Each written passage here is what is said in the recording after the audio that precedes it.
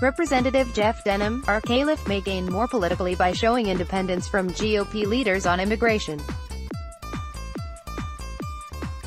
Washington, days before a self-imposed Tuesday deadline, House Republicans are scrambling to reach an immigration deal to dissuade moderate GOP members and Democrats from forcing a number of immigration votes using a discharge petition, a little-used procedural move that bypasses GOP leaders to allow votes on the competing measures.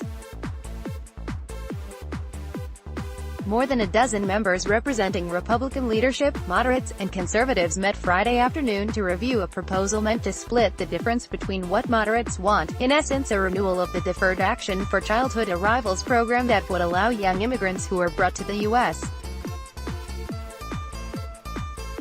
as children to stay permanently, and what conservatives want, stiff border security measures, such as a wall, an end to the diversity visa lottery program, a reduction in family migration and no special pathway to legal status. Each side has met somewhat in the middle, with conservatives floating the idea of a merit-based point system for green cards that DACA recipients could participate in, and moderates willing to give in on most of the other conservative priorities.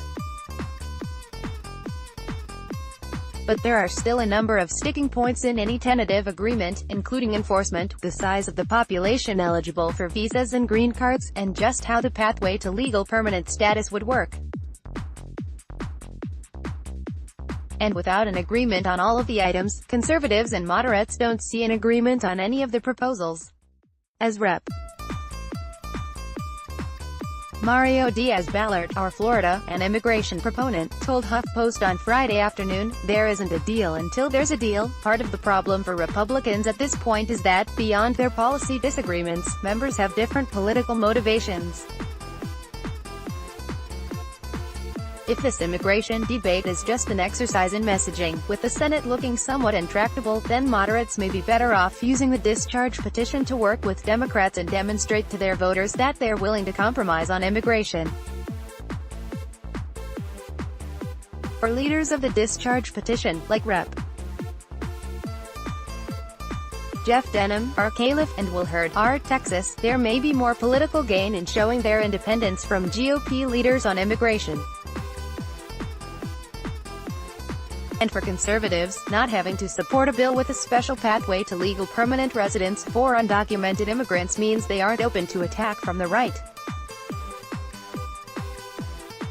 Even if every lawmaker at the negotiating table were acting in good faith, a deal might still be doubtful just based on the policy differences, at least before Tuesday, when moderates are expected to gather the final 3 signatures they need to reach 218 supporters of a discharge petition.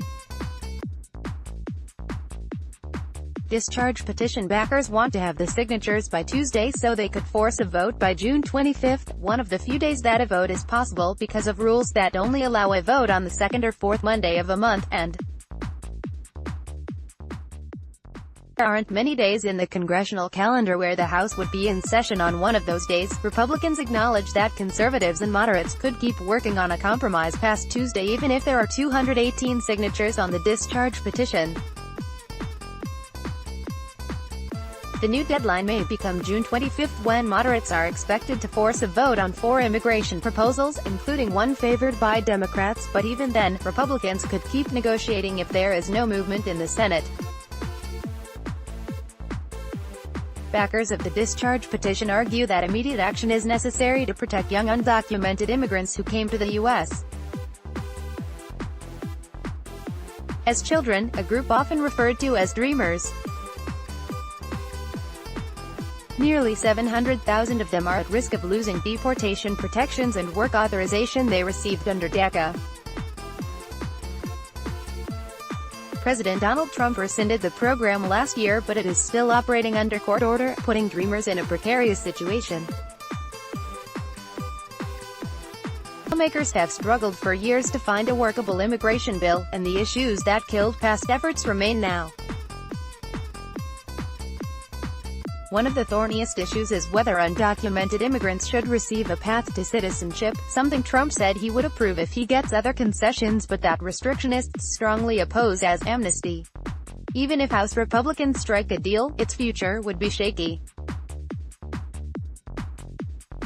it would be unlikely to get substantial Democratic support, given widespread opposition to many of the measures Trump has said are necessary for his signature. And without Democratic support in the Senate, it would be impossible to get the proposal to Trump's desk. Senate Majority Leader Mitch McConnell, of Kentucky, said on Thursday that immigration wasn't on the agenda for the remainder of the year, after the Senate voted on multiple immigration proposals, including one supported by Trump, in February, and none garnered enough votes to pass.